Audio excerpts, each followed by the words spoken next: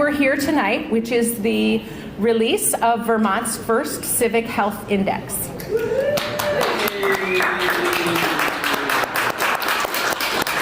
I've got my fan section right over here, cheering as loudly as we need him to. I'm Sarah Copeland-Hansis. I am your Secretary of State, and it is an honor to be here tonight to celebrate the amazing work of our team, led by Robin Palmer, who is our Director of Civic and Voter Engagement.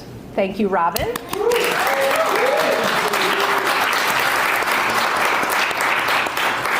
And a number of other partner organizations, representatives from which I will call up in just a few moments. This has really been a team effort. It's been really important to us to include many different voices, many different perspectives as we look at how we measure the civic health of Vermont. But I want to back us up a little bit and talk first a little bit about why we thought it was important to undertake a Civic Health Index. You know, when I ran for Secretary of State, I brought with me 18 years of experience serving in this building, representing 3 rural towns in eastern Orange County. And so I spent a lot of time at the polls, talking to voters in line at the grocery store or after church on Sunday morning. And inevitably, when elections would roll around, I would ask the question, are you going to vote? You know, like, the election is coming up on Tuesday. Can I count on you to vote? And, you know, I'm thinking, I want you to come vote for me, right? But I'm also gathering information. And what struck me over the years is that we have been whittling away at the reasons why people said that they weren't going to vote. We now have automatic voter registration, so registering to vote is not a barrier. We now have same-day voter registration so that there isn't an arbitrary deadline by which someone needs to have gone to their town clerk's office to get registered to vote. We have now automatic vote by mail for the November general election, which makes it super easy because if you're registered, you're going to get a ballot at home. And so when I got elected Secretary of State, I said, what is that last thing that I kept hearing from people about why they weren't going to vote? And what people said was, oh, I don't know any of those people on the ballot. I don't know even what those offices do. I'm not going to vote because I don't know anything about that. And that lack of understanding about our government and our elected officials and the system we operate in is a real detriment. And it's a detriment to people's health and to their happiness and to their ability to affect change when they see a problem that needs to be fixed. And so the Civic Health Index has really given us a way of measuring where we are now. And while you'll see on the slides that are rotating through later on this evening, you'll see that Vermont ranks really high, you know, number 2, number 5 in a lot of different categories. Look at the percentage of the actual people who said, yes, I do that thing. Because when you rank second in the country, but only 19% of your residents report doing something, there's a lot of work that we can do to make an improvement on that. So the other thing that's a little different about the way we did our Civic Health Index was we wanted to include youth voices. Including youth voices was really important to me because over the years I've seen so many times that even though we as adults can sometimes feel frustrated when we don't know where the levers of change are, young people increasingly are seeing, you know, like, we have all of these really huge problems and none of you all are fixing this, right? You aren't doing anything to fix this. And they're too young to vote, so they can't really feel empowered to get out and make that change.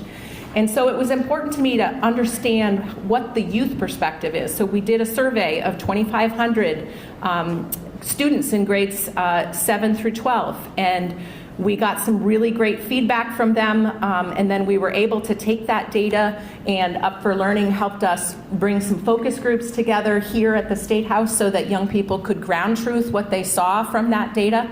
And it was really able to enrich the Civic Health Index and help us understand how do young people in Vermont see civic engagement and community and connection and power And I think that's going to give us a lot of our marching orders for the coming years as well. On the table in front of me, there's some really great resources. The Civic Health Index is there. There's also executive summaries if you don't want the whole booklet, some key takeaways there. I hope you will take a look at some of the papers that we've brought to help you understand what we're doing in our civics realm. The overall takeaway from this survey is that Vermont ranks very high, but that we still have all of that room for improvement, and it's really up to us to gather feedback from Vermonters about how we go about closing that gap in many different ways. So we've been on the road since January, thanks to Vermont Humanities for helping support our Civic Health Index engagement sessions at libraries across the state. We've been getting a lot of feedback, and it's important to us to understand how people are receiving the data that they see in the Civic Health Index and also where they think we should go with it. Most relevant findings from some of these library events around the state. Folks are craving more community, chances to connect, places where they can come together with other people. We're also seeing that people would like more help in understanding how to be involved in a public meeting. Whether it's serving on a town committee or just speaking at your town meeting or even running for local office, there's a vast gray expanse of unknown for most people about how you actually become one of those people who are leading in our municipalities. And we need to make sure that that information is available because there are plenty of demographics in our state who feel downright unwelcome in a lot of those spaces, whether because of their level of educational attainment or how long they've lived in the community, because we all know that that sense of, are you a real Vermonter? But we know that people want to get involved, and sometimes they don't know how, or they don't feel welcome. So that's another takeaway from the feedback events at the libraries. One of the consistent points of recommendation or excitement is more civics education. And this is both aimed at young people when they're in school, but also for adults. Again, how do you participate in a public meeting? How do you run for local office?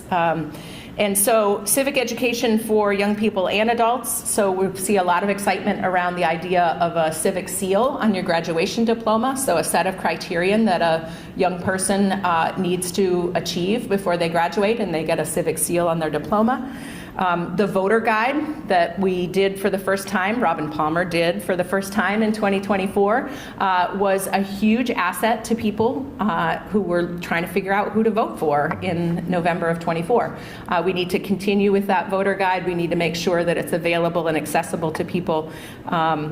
The classroom blueprint, which is on the table here, is a set of resources for teachers to connect their classrooms with elected leaders, both at the local level and at the state level.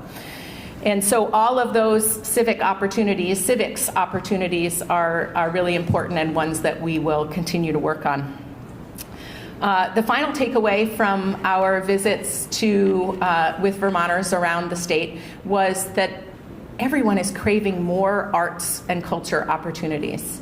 And I think we can all think of, festivals and events and celebrations that happened pre-COVID that maybe never quite made it back. And these community gathering opportunities that are focused on arts and culture, but that really have that function of bringing us together with other humans in our region, are really sorely missed.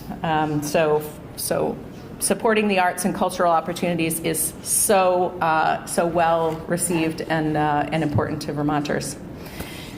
So I just want to wrap before I start inviting up some of our collaborators to share some thoughts with you. Sort of the heart of why we're doing what we're doing in this whole civics realm. because action is the antidote to despair. And if you don't know how to come together with another group of human beings to fix a problem in your community, then what are you left with? You're left with despair, right?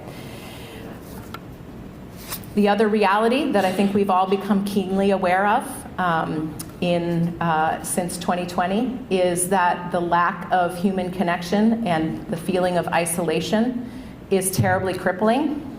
And in fact, in terms of health statistics, the feeling of isolation and lack of connection to other human beings has the health equivalent of smoking 15 cigarettes a day. It has actual, real physical impacts on us. And so when we think about civics, we don't just think about making sure that people can recite the First Amendment or know what the 3 branches of government are. We really need to be thinking about civics as the way we come together as community to support each other and to fix problems. And so that's why I'm so excited that we're here to celebrate the launch of our Civic Health Index. And this project absolutely wouldn't have been possible without some really great partners. And so I'm going to introduce each of them to you.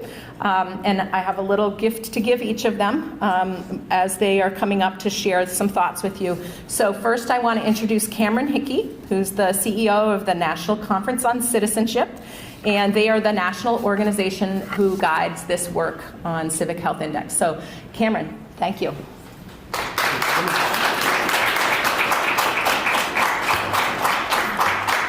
Thank you. I'm really pleased to be here and honored to be invited to talk a little bit about our organization and our work and how proud we are to be a part of Vermont's first Civic Health Index.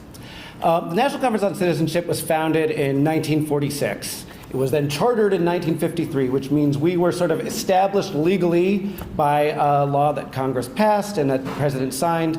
And the point of the National Conference on Citizenship was to capture the spirit that existed during World War II and ensure that it continued to exist when we no longer had this galvanizing force of a world war that brought us all together with a spirit of citizenship. Since that time, we've been focused on a wide range of programs and activities and an annual conference and convening that are about maintaining active citizenship within this country. For the last 20 years, we've been specifically focused on measuring civic health, on the work that we're talking about today. I'm really pleased that we were able to contribute to what was our 99th Civic Health Index report. Vermont's is the 99th. Stay tuned for number 100. We're really excited about what that's going to be as well. It will include some of the learnings that we took from working with Vermont. I just want to take a minute to sort of express our gratitude to, first and foremost, the Vermont Secretary of State's office for their exceptional leadership in spearheading this, what we think is a vital tool in the process of understanding your community and improving it. But we also, their vision and commitment, along with the invaluable contributions of the Center for Rural Studies at the University of Vermont, who I think you're going to hear from, Serve Vermont, Up for Learning, and Vermont Humanities. Together, what was produced was a comprehensive vision of Vermont's civic landscape that we think is going to serve as a roadmap for strengthening democracy in the state going forward. I think for me, what's critical to take away at the starting point is Vermont Civic Health showed a lot of strength, right? It showed, I joked a little bit, maybe the deck is stacked in Vermont. You've got a small, civically engaged, you've got a culture of direct democracy and participation. So the odds were really good that this first measurement was going to come out showing a lot of strength within the state. But as the Secretary mentioned, there's a lot of room for growth. For me personally, one of the things that's the most important is recognizing that the initial metric for civic health that we often think about and talk about is registering and participating in elections. For me, that's the floor, right? That's the baseline, but everything else that we do is what's critically important to having holistic civic health. So we heard that here in the communities that the Secretary of State's already been to, people are focused on new forms of engagement. As we look at the results of the Civic Health Index, what we see are that the key areas that Vermont is strong in are not just those areas around voting, but all the other areas of engagement: volunteering, donating, communicating with one another. Those are the things that we need to be thinking about going forward as we aim to improve not just Vermont's own rankings, which are already really high, but the overall engagement and participation. As we look to the future, one of the big learnings that we took away from Vermont's report that's inspiring our work is the need for even more data. So I think it doesn't say that anymore, but before it said Vermont's first Civic Health Index. We anticipate that this is not Vermont's last Civic Health Index or its only Civic Health Index. So what we heard in this report was the need for more fine-grained data, more localized data, data that we can track over time, so that the work that folks like everyone in this room are doing to improve the civic health in Vermont can be measured over time, so that we can understand the impacts of the work that we do, and so that we can see a target in the future that's even higher than where we are today. I want to preview for you how I think about this, which builds on some of the ideas that we heard in the current Civic Health Index, which is really looking at what the 4 pillars of civic health are likely to be going forward. And this is the way that we're going to think about this work and how we hope others are going to think about it as well. It starts with trust. Trust, I think, connects to belonging and identity within a community, but having civic trust is core and one of the challenges that we see across the country. Trust in local institutions, trust in media, these are challenges that we face. And we have a really hard time measuring trust. In addition to trust, we want to think about access. How can you actually engage civically? What are the tools? What are the things that are available to you? Then we want to think about civic knowledge. So how well do you understand? What is the level of civic education, and how well are people receiving that civic education? And then finally, all of that builds up to civic action. Today, what you see in the Civic Health Index is primarily a measure of civic action, that last thing. So those other 3 are really critical indicators we don't have enough data on today that we need to have tomorrow. One of the great things that you did in Vermont that we're really inspired by, and I think is going to lead to some other work for us, is talking to young people. I'm really pleased today that this is a convening that is about the Civic Health Index, and it's set in Civic Learning Week. So there's a national array of events that are going on all across the country. I think tomorrow in California there's going to be a big national civic learning forum. And this presentation today and this Civic Health Index fits really well into the concept of Civic Learning Week, because you sought to understand what young people are thinking about, what they understand about civic health today, and what they can potentially do in the future, and where the gaps are that you need to fill to get them there. So I think in the future we expect to see at the National Conference on Citizenship a National Youth Civic Health Index, because it's an area we don't have enough understanding of today that would benefit the future generations of legislators, activists, et cetera. So I'm really pleased to be able to be here, both as part of Civic Learning Week and as part of the launch of Vermont's first and definitely not last Civic Health Index. Thank you so much. Thank you so much. Thank you. All right, next I'd like to invite Phil Colling, the Executive Director of Serve Vermont. This is the state's commission on volunteering and national service. And they helped us to make this project financially possible, and also a very strong partner from the beginning. So Phil, thank you so much. Thank you. Being here. Absolutely. Saddle you with this before you walk away. Okay. Hi, everybody. We're thrilled to have supported this work and played a small piece in everything that happened. We're a small but mighty team that mostly administers AmeriCorps programming in Vermont. So having the Secretary of State's office to partner with, and Robin, thank you so much for everything you did to make this happen. We did the easy part. I'm also thankful that lots of our colleagues across the country, lots of state service commissions have worked with NCOC on these, because I've seen what this work can do, how it can inform our state service plans, and how we move forward with leveraging our AmeriCorps resources to address community needs. It's always easier when you have lots of great data presented in a nice, clean package that we can say, hey, here's where we really need to lean in and what opportunities we need to offer. I obviously come at this work from the volunteerism and service side. That's how I tend to view civic engagement.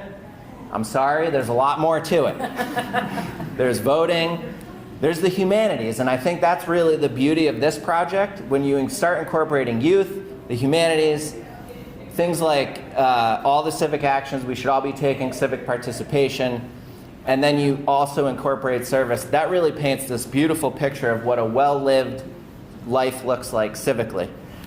So it was great to be able to talk to all these different partners, change how I look at this work a little bit as well, because again, we get stuck in our ways and we're always thinking, how do we get more people to serve? Well, if they're not engaged to begin with, they're not going to serve in their community. So things like this, having some great data, fresh data, and actually I know this will not be our last Civic Health Index, because on the volunteerism side, the updated data has some really good look for us here in Vermont. So let's definitely do a 2.0 soon. And I can look forward to continuing to work with all of these partners. These meetings in the libraries have really been a great way to sort of cross-pollinate, right? We talk about that all the time, but do we really do it? I don't sit down that often with educators and talk about what their needs or what they see youth as needing. I'm stuck in grant land, making sure that the money gets out the door. And so any of these silos we can break down through this work are just, it's one less barrier to complete wonderful civic life. And I hope we do end up in a Vermont where everybody feels engaged and is engaged in the ways that mean a lot to them and in the ways they want to be, and they have access to that. So thank you for this opportunity to partner with you on the work. I look forward to continuing it.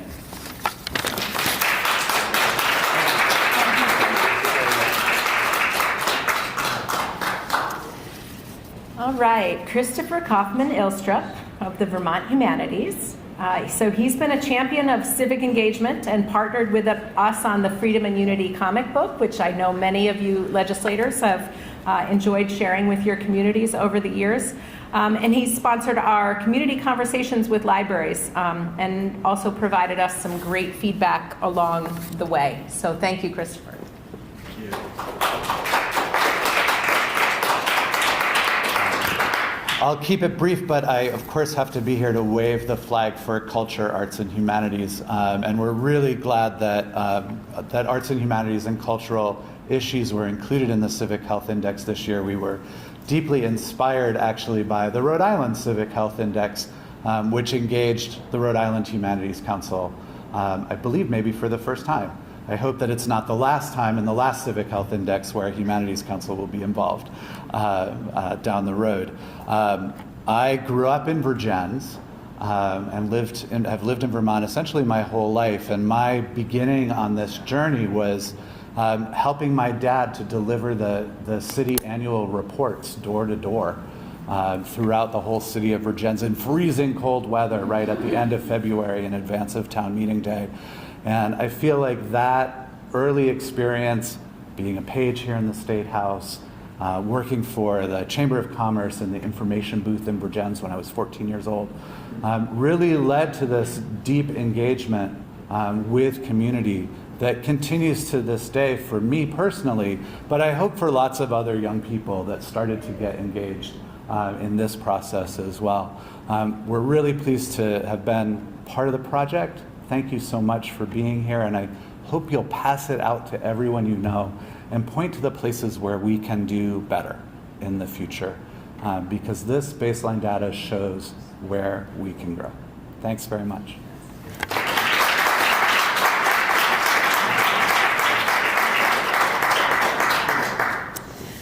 All right, Lindsay Hallman from Up for Learning.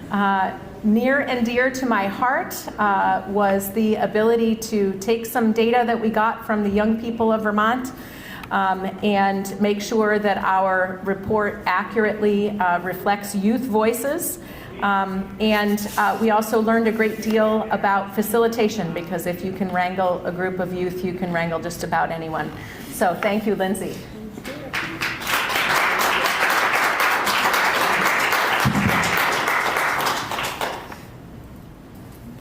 Good afternoon, everyone. I probably have to put this down a little bit. There we go. It's an honor to be here today to share about Up for Learning's involvement in Vermont's Civic Health Index project, a trailblazing initiative putting youth voice at the heart of civic engagement. I'm Lindsay Hallman, the Executive Director at Up for Learning, which stands for Unleashing the Power of Partnership for Learning. and I'm incredibly proud of the role UP has played as a partner in making this project a reality. First, I'd like to thank the Secretary and Robin for their leadership and commitment to increasing civic engagement among young people.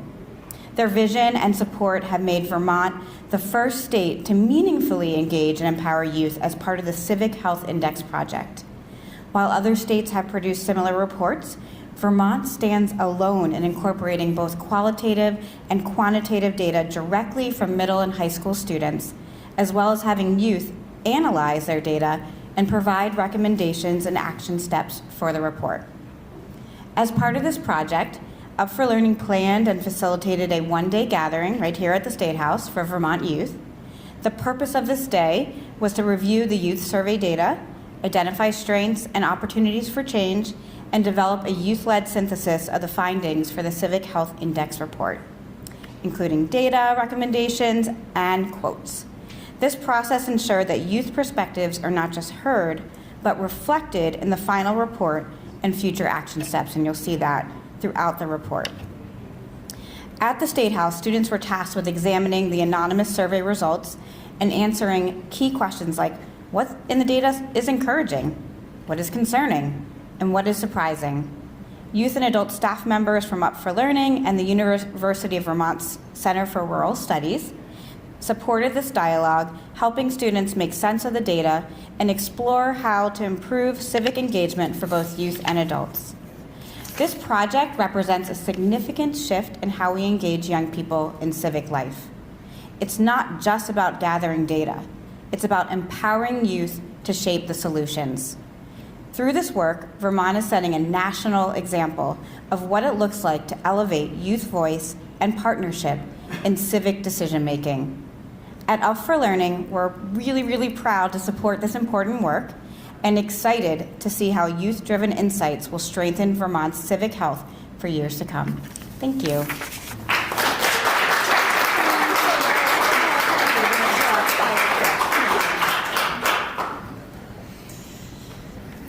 All right, and last but not least, please feel free to grab some more snacks if there are any grapes left. I am going to invite up Michael Mosier, who's with the Center for Rural Studies at UVM. He was our research expert and authored the report, and we could not have done this without him. Thank you, Michael.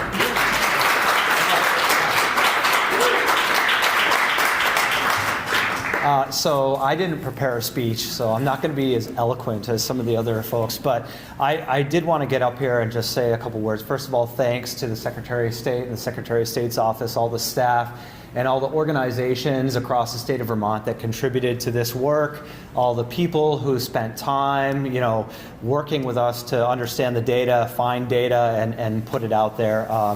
Really a robust process and something that is sort of near and dear to my heart. I think civics is obviously always important and is becoming, it just seems like it's more and more important every day these days. And so it's important that we have an engaged citizenry and an informed citizenry. And from the Center for Rural Studies perspective, we're looking at data, we're thinking about data all the time. And so from our perspective, we just want to make sure that we're thinking as we go forward about where we can find more data to understand and track how well we're doing in the state of Vermont and how we can make improvements with youth engagement and adult engagement too, which is often lower than youth engagement when it comes to the community. So I look forward to continuing this work and being part of continuations in the future, and thanks to everyone. Yep.